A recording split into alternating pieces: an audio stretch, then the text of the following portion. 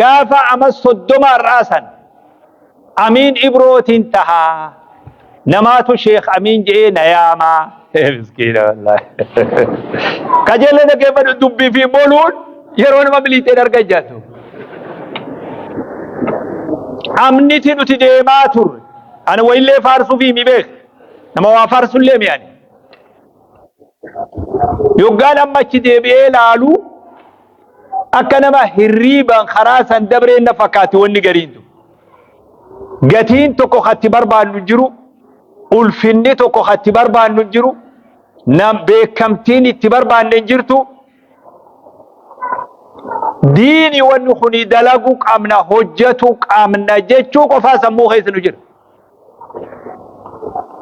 wojjoo xaasaa Abdallaa Ammee khararratti shaqaxatti gurguru Abdallaa Ammee sun amma waasin jiru jira as keessa Abdallaa Ammee miskiina wallahi kajala dhageeffadhu si fayyadallee beek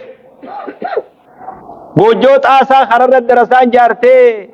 shaqaxatti gurgurtu akka isin dura dabre amma huqqattee khararraa galteen isaa isfaaltuma kana jihaa tokko mana nama maxxananii as isfaaltirraa waa xiqqoo muratanii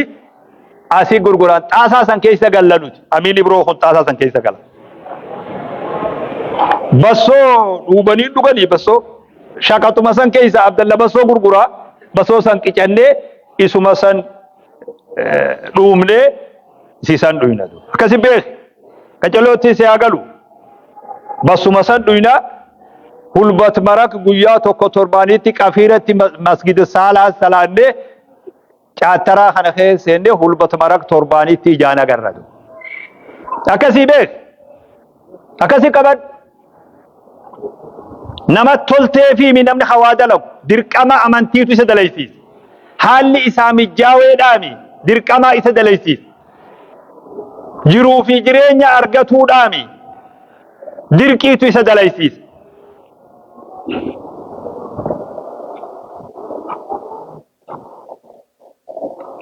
amna kana da'waa deemaa turte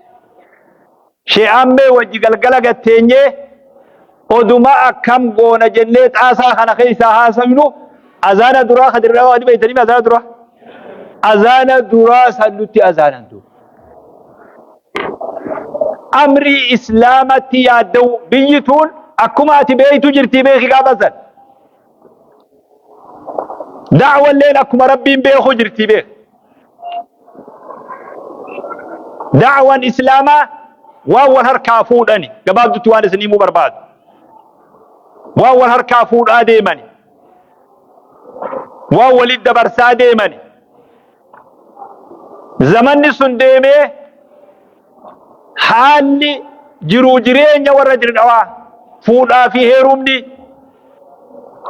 واللي هون دي امانتي وجه والقبته مقالان قوتون